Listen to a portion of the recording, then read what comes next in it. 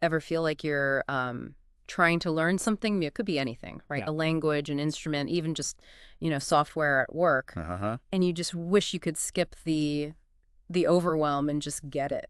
Definitely. That feeling of drowning in details. Exactly. Well, I stumbled across this pretty interesting idea. Basically, experts, they don't just memorize tons of stuff. Right? They really, really understand a few core principles. It's kind of like having a skeleton key, unlocks everything else. That's pretty much the heart of what we do here on the Deep Dive. We take something complex, boil it down, Yeah. find those crucial insights. You send over Paulo Guillobel's book, Mastering the 21 Immutable Principles of Brazilian Jiu Jitsu. That's the one. And, well, that's exactly what we're going to unpack today. Perfect. Now, people might hear jujitsu and think, wait, isn't that all physical? Like throws and holds? Yeah. And they wouldn't be wrong. There's a huge physical side to it. Absolutely. But Guillobel, and this guy's legit multiple Pan Am and World Masters champ, trained with absolute legends, Jorge Pereira, the Machados, Ribeiros, Gracies. Right. The big names. He argues that underneath all those cool moves, there are these like fundamental beliefs, rules that make it all work. Mm-hmm. And the surprising part, these principles, they're not just for rolling on the mat, they're actually like a really insightful roadmap for getting good at, well, anything. He makes a really great point, too, about how new techniques, in any field can be a bit like trends. Oh, yeah, they come and go. Exactly. But these underlying principles, they're the constants. They stick around no matter how things change on the surface. So for someone listening who wants knowledge that actually lasts, understanding these principles gives you a much, much more solid foundation. Better than just chasing the latest thing or memorizing endless facts. Okay, so principles first, techniques second. Gilo calls these the keystones, says the best BJJ guys use them. He even mentions Ricks and Gracie, calling them invisible techniques. What's that really mean? It means they're so fundamental, so baked into how experts operate that they're almost subconscious. They Oh, guide every move, every decision. It's like grammar and language. You don't think about every single rule when you talk, right? right. Hopefully not. But that grasp of grammar is what lets you communicate clearly. So understanding these invisible techniques means you get the why, not just the what. Makes your understanding way deeper, more adaptable. Gotcha. So where does Guillobel start laying out these keystones? He kicks things off with the 7 Ps of guard passing. Guard passing. Okay, for folks maybe not deep into BJJ, the guard is when you're on your back using your legs, right? Yeah, exactly. Using legs, arms to control the person on top. Hmm.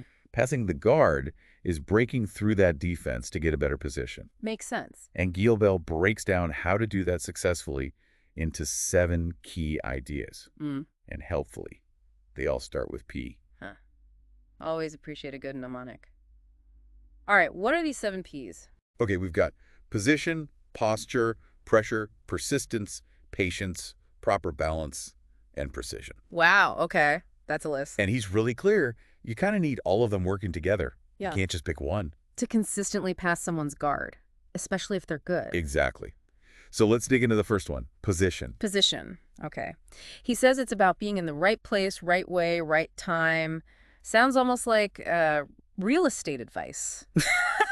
Yeah, a little bit. But in BJJ, it's super tactical. It's not just being near them. It's where you start. A tiny change in where you put your foot, your hand, can change everything that follows. Okay. He really hammers home that every technique has that first setup step.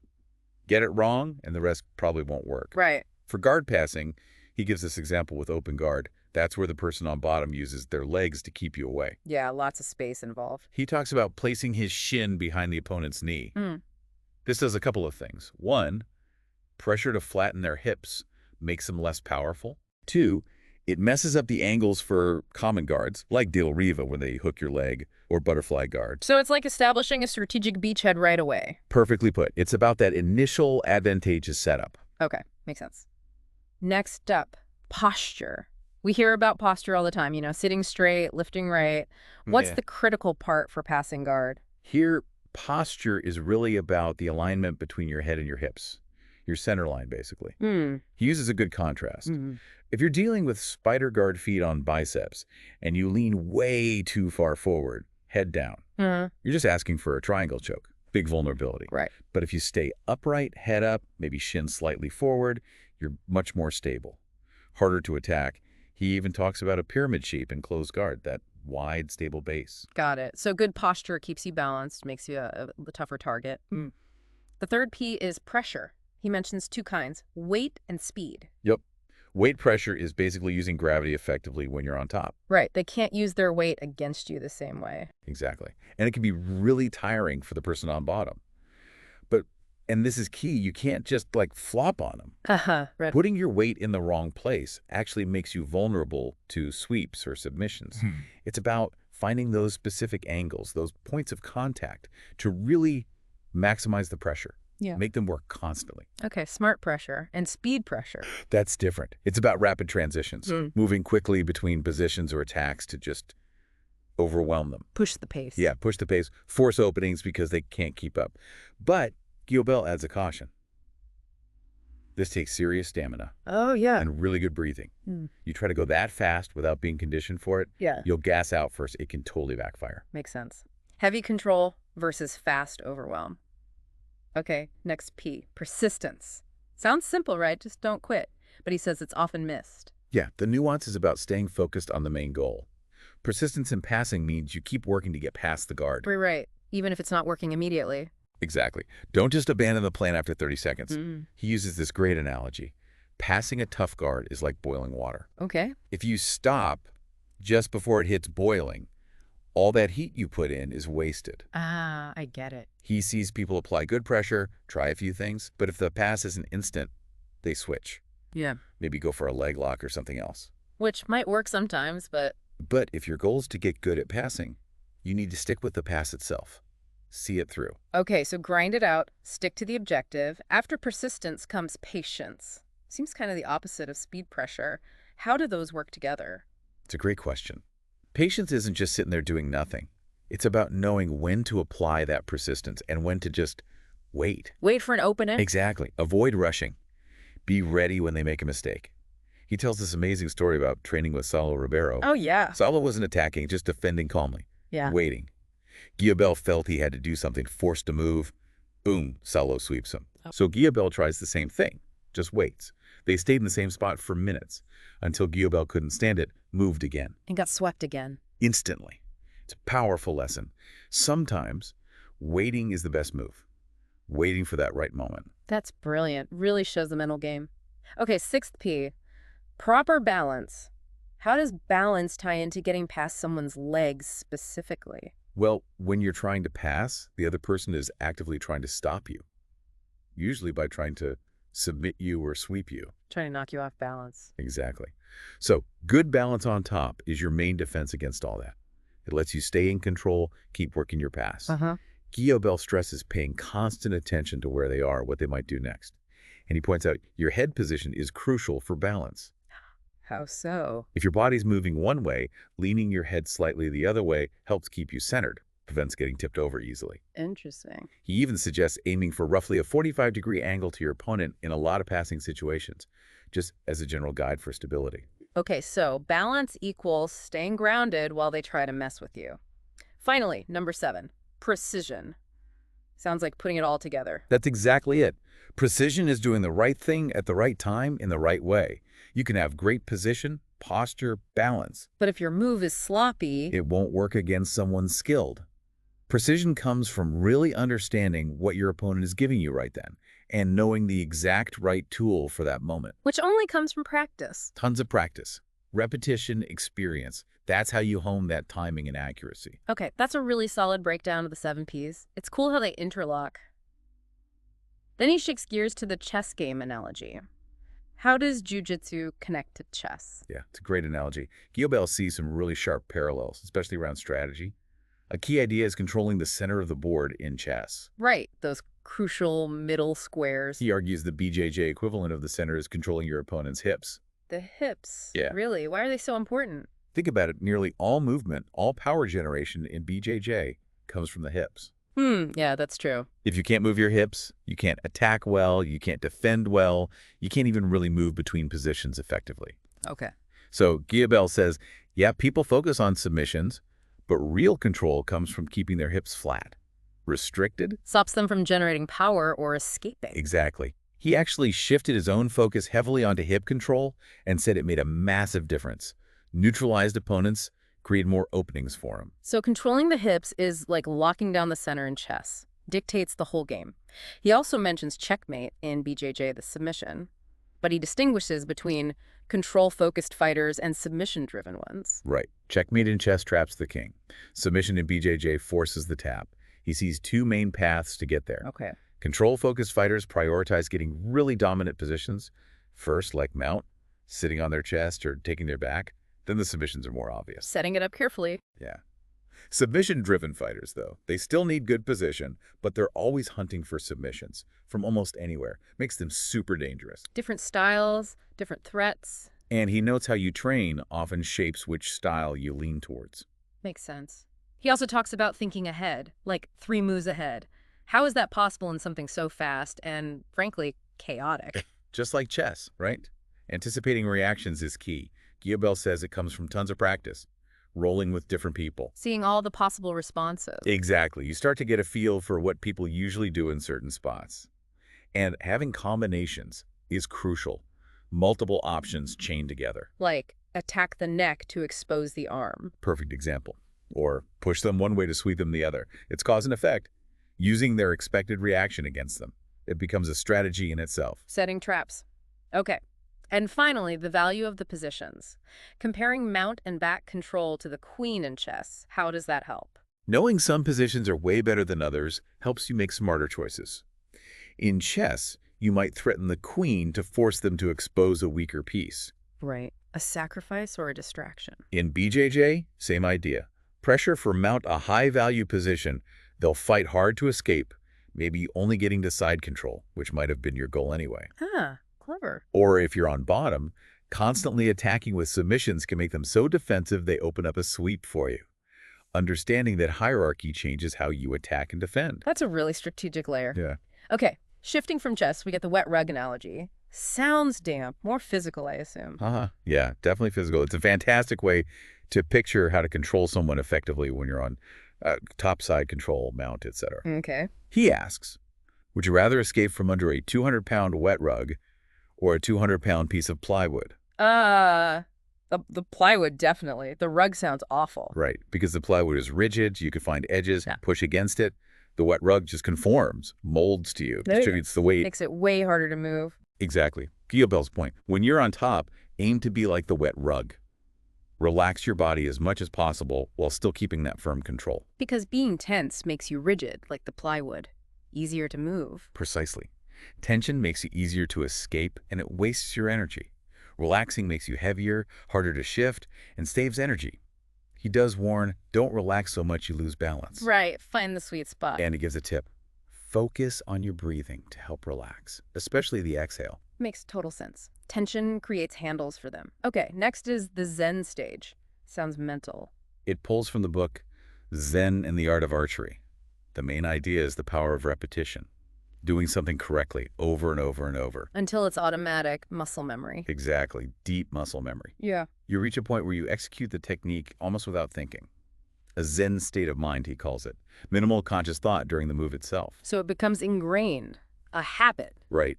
But, and this is critical, you have to practice it the right way. Can't practice mistakes. Repeating a flawed technique just locks in a bad habit.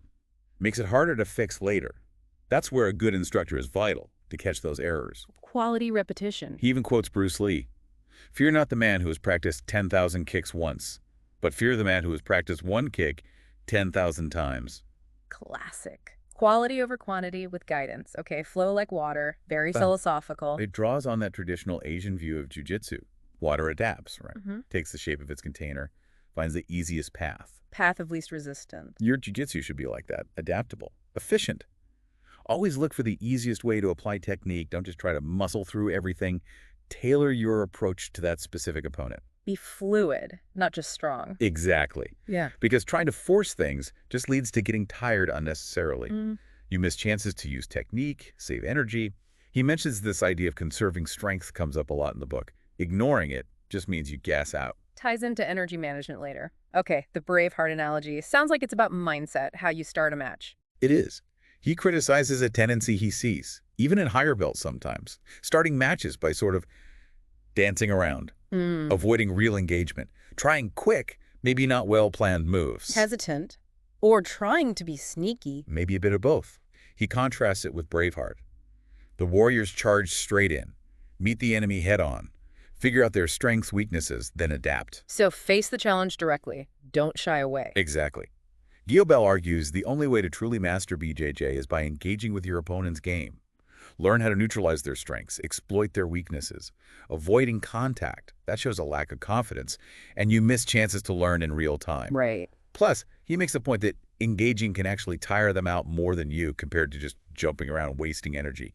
He even throws in Teddy Roosevelt's man in the arena quote. About being in the fight, not criticizing from the sideline. Precisely. Value direct engagement, learn through success and failure. Courage and learning through doing. Got it. Next, the American football analogy. How do football and BJJ connect? It's about the grind. Football players fight for every yard. BJJ fighters fight for every inch of position. Okay, the small gains matter. Hugely. Losing ground is bad in both. Every tiny improvement is crucial for reaching the goal, touchdown, or submission. He compares the red zone in football Right before scoring. to control positions in BJJ, like mount, back control, side control. Those are the spots where you're closest to finishing. So each positional gain is like moving down the field. Exactly. And even if you get pushed back temporarily, the goal is always to get moving forward again. Attack. Yeah, If you're defending, like a football defense, you need to be solid to get back on offense. makes sense. And here's a cool point. You can be attacking even when resting, just by applying weight correctly. Forces them to burn energy just resisting you. That constant pressure. Subtle but effective. Okay, the leak in the bucket. Sounds like practical problem solving. Super practical. Learned from Saulo Ribeiro. Imagine a ceiling with lots of leaks. Where do you put the first bucket? Under the biggest leak, obviously. Stop the worst damage first. Bingo. In BJJ defense, find the opponent's biggest source of leverage, their biggest leak, and deal with that first. Prioritize the immediate threat. Exactly. Could be their foot on your hip setting up a sweep, or a deep collar grip threatening a choke. Address the most dangerous thing. Once that's handled, find the next biggest leak and deal with that. Step by step. A systematic way to dismantle their attack. I like that. Next, avoid overreaching.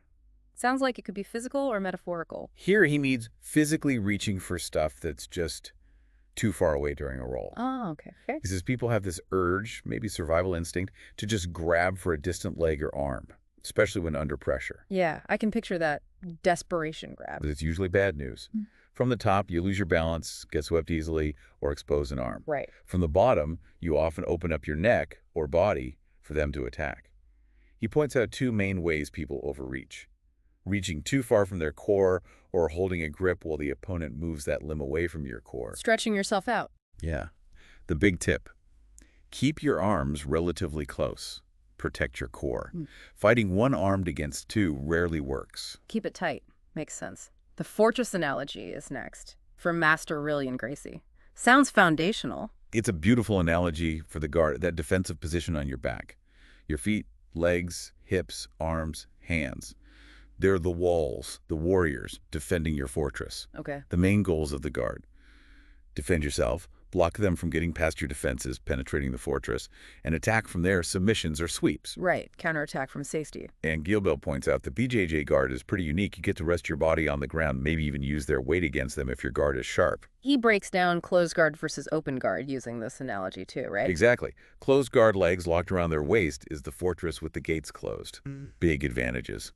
Wears down their grips and posture, tons of attack options, frustrates people who don't know how to open it well. And if they do open it, you still have open guard. Backup plan. Open guard is the fortress with the gates open. Objectives change. Yeah. Control distance, break their balance, use action-reaction, move your hips, defend, attack. He gives examples. Yeah. Using legs to keep them away, pushing, pulling to off balance, baiting reactions to the importance of hip movement, even self-defense strikes like heel kicks. A really vivid way to think about the different guard strategies.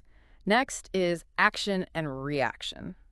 Basic physics, but fundamental in BJJ too. Probably fundamental. In BJJ, Yeah. in life, Yeah. using the least effort for the biggest result, he starts simple. Nothing happens until something happens. A fight starts with movement and action. The reaction part is how you respond. Quickly thinking, then acting, defense, or counterattack. Being responsive. But the strategy is forcing them to react predictably, then using their reaction to set up your next move. Leading them. Yeah, like pushing them so they push back, then you pull them off balance, or move them right to sweep last, baiting them into a trap you're ready for. He also warns about counterproductive moves, doing something that achieves the opposite of your goal. Like pushing their chest when escaping mount, exposing your arm. Exactly. Or even just your body language giving away your plan. Being intentional, understanding the consequences. Okay, the anatomy principle. Knowing some basic anatomy helps. Hugely, Guillobel argues. Simple stuff like it's easier to push or pull a wrist than a bicep, easier to move hips than the chest. Knowing this makes your movements way more efficient. Makes sense. And your moves have to match your goal. Like if you want space to escape side control, don't hug them closer. Right, haha. Seems obvious, but maybe not in the moment. He goes into specific body parts, starting with the wrist. Weakest joint, but maybe cheap to attack. Yeah, some see wrist locks as a bit cheap, maybe hard to tap to safely. He warns against only hunting wrist locks. You might hurt partners, neglect fundamentals. But controlling the wrist, that's gold. Sets up arm bars, helps defense, basis for Kimura Americana. So control, not just attack. Then elbows stronger than wrists, weaker than shoulders. Goal is to get them away from the core. That's the key insight for attacks. Elbows are weakest past 90 degrees away from the body. So offensively, you want to extend them. Defensively, keep your own elbows in. He also talks about using your whole body for leverage and arm attacks, arms, legs, hips, together for a kimura, and other uses for elbows. Breaking posture, clearing hooks, controlling hips, blocking, creating space. Versatile joint. Yeah. Then shoulders, using them for pressure, control. He mentions pressure on the face, hips, legs. Yeah. Shoulder pressure is huge for control. On the face, limits their hip escape. On the hips, especially the pelvis, is maybe most important for overall control. On the legs, tires them out, pins them. Defensively, block with your arms. Try to hide your shoulders under them. Okay. And the head, more than just thinking. Definitely. Used for control, balance, blocking. Like shoulder pressure on their head limits their hips. Using your head, like your forehead on the mat in mount, adds balance. Blocking passes as a last resort, like in butterfly guard. Even pulling their head down can set up attacks by making them posture up. Interesting. The foot, third and fourth hands, using feet for pressure, pushing, pulling, blocking, especially in guard and escapes. He really stresses how crucial foot placement is, often overlooked. Using your toes to push and add weight on top, that's an invisible technique. In guard, feet control distance, break balance.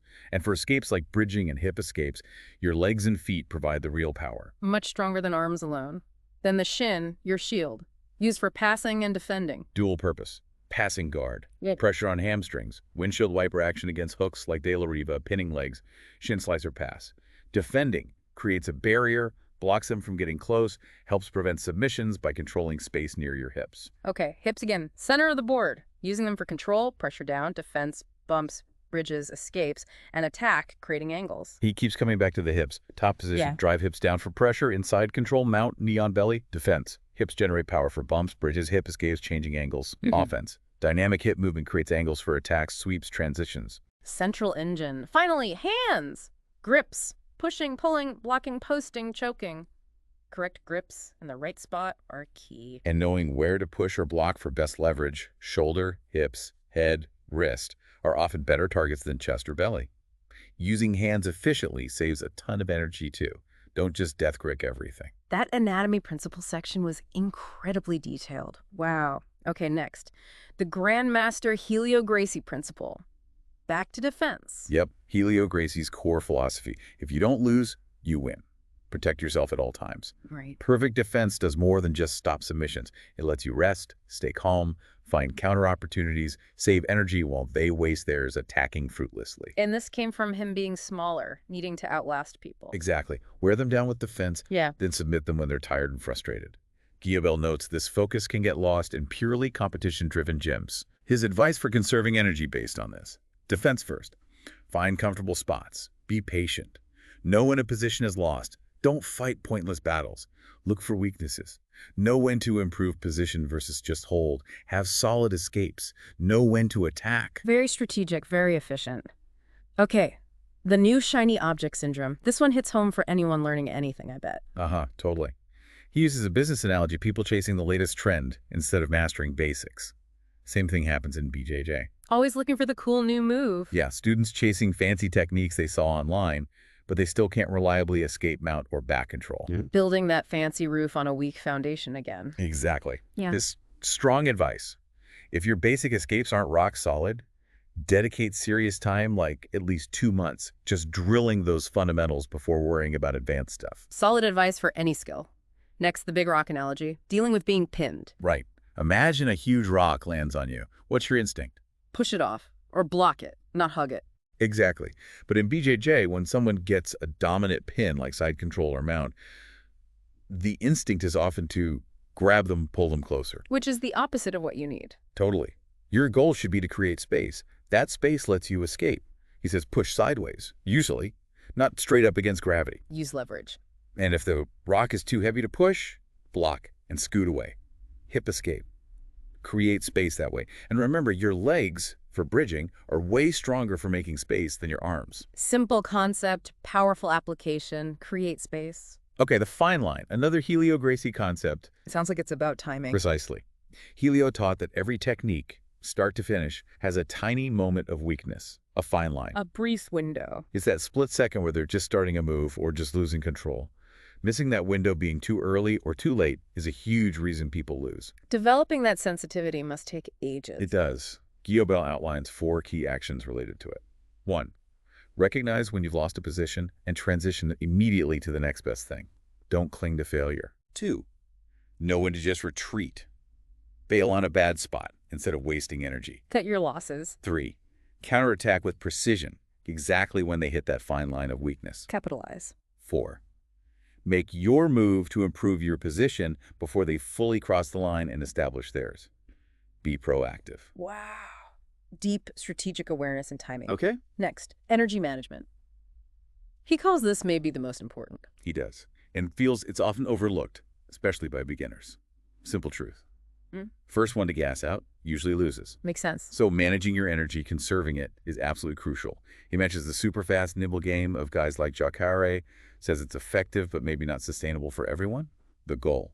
Yeah. Don't run out of gas before your opponent. How do you do that? Breathing and mindset. Key components. Breathing. Focus on the exhale. Push air out fully, mouth or nose. Inhale naturally through the nose. Use your diaphragm for deep breaths. Making a sound on exhale helps track it. Mindset. Stay calm under pressure. Linked to breathing. Yeah. Focus on the now. Avoid anxiety or fear clouding judgment. Control emotions. Impulsive actions waste energy. And having the right tactic, knowing when to be tight versus relaxed, explosive versus efficient, offensive versus defensive. A whole system for staying efficient. Breathing, mind, tactics. Cool. The real estate analogy is next. Protecting valuable assets. Exactly. What's the most valuable real estate on your body in BJJ? Your neck, arms, legs, feet, knees, hands. Leaving those exposed, you can lose instantly via submission. The legs and neck. Got it. Also, the area from your waist to shoulders is critical for control. Let them control that area, you're probably losing the fight. So protect your limbs, protect your core control zone. And 3 ways. 1, sell it dearly. Defend fiercely, make them burn tons of energy trying to get it. 2, more efficient. Build an impenetrable wall. Close the gaps. How do you build the wall? Lower your elbows. Bring same side knee up to meet the elbow. Connect elbows to pelvis. Bring knees toward chest. Drop elbows down. Basically, make yourself compact. Remove openings. Practical defensive posture. Minimize targets. Okay, how to maximize your weight pressure. We talked pressure, but this is about making it heavy. Yeah, Guillobel says people often comment on how heavy he feels. It's not size, it's applying all the principles together. He gives 3 specific rules for maximizing it. What are the rules for heavy pressure? Rule 1, pick a side. Don't distribute weight evenly. Focus it left or right for more control. Okay. Rule 2, use hands and or feet to help increase weight. Push off the mat subtly to direct your weight down onto them. Caution. Don't waste energy pulling too much. Use the ground for leverage. Rule 3, and this is key, don't tense up. Relaxing while staying firm maximizes how heavy you feel. Tension makes you lighter, easier to move. Focused, leveraged, relaxed, but firm. Got it. Penultimate principle. Limbs versus limbs. Sounds logical. Very logical starting point. Use your legs against their legs. Hips versus hips, shoulders versus shoulders. Start with an even fight. Avoid using weak parts, like hands, against their strong parts right away. Match strength with strength initially. Right. Once you get that, then you make it uneven in your favor. Add more of your body, legs plus hand plus shoulder, against just their legs, for example. Always seek more leverage. Start even, then overwhelm strategically. Smart. And finally, principle 21, the base principle. Super important, he says. Foundational. Base is your stability, your support. Standing or on top. Basically equivalent to balance. He uses a triangle shape as the ideal. Knee on belly, good standing stance, both triangles. And good base protects against takedowns and sweeps. Absolutely. He says masters look agile and stable, swift as the wind, still as the mountain. Nice. Any tips for developing base? Black belt tips. Lose the fear of getting swept or taken down. Think like a cat, always landing on your feet. Always keep at least one solid connection to the ground. Have another limb ready to post instantly. Mental game plus physical readiness. And he stresses you need good base to master BJJ. Can't just be a guard player, it takes training, but these principles speed it up. Wow. Okay, that covers all 21 principles. It's really striking how these ideas born from jiu-jitsu are just so broadly applicable. Isn't it? The big takeaway seems clear. Real mastery in anything isn't just collecting techniques. It's deeply understanding these core, unchanging principles. Absolutely. Guillobel gives us this fantastic framework, thinking about effective learning, strategy, efficiency. It works way beyond maths. It encourages a more thoughtful approach to getting good at anything complex. So for everyone listening, maybe think about which of these principles really, clicked for you. How could you apply something like the wet rug, or avoid overreaching, or the leak in the bucket to, I don't know, a project at work, or learning guitar, or whatever you're focused on? Yeah, where do these ideas resonate in your own life? Definitely worth considering picking up Guillobel's book if any of these really spark something. And hey, let us know. We'd love to hear your thoughts, any aha moments. Yeah, absolutely. Your feedback could even shape where we go next with these deep dives. Which leaves us with the final thought, I guess. What is mastery, really? Good question. And how much power is there in truly understanding those foundational concepts on the path to getting there? Something to chew on.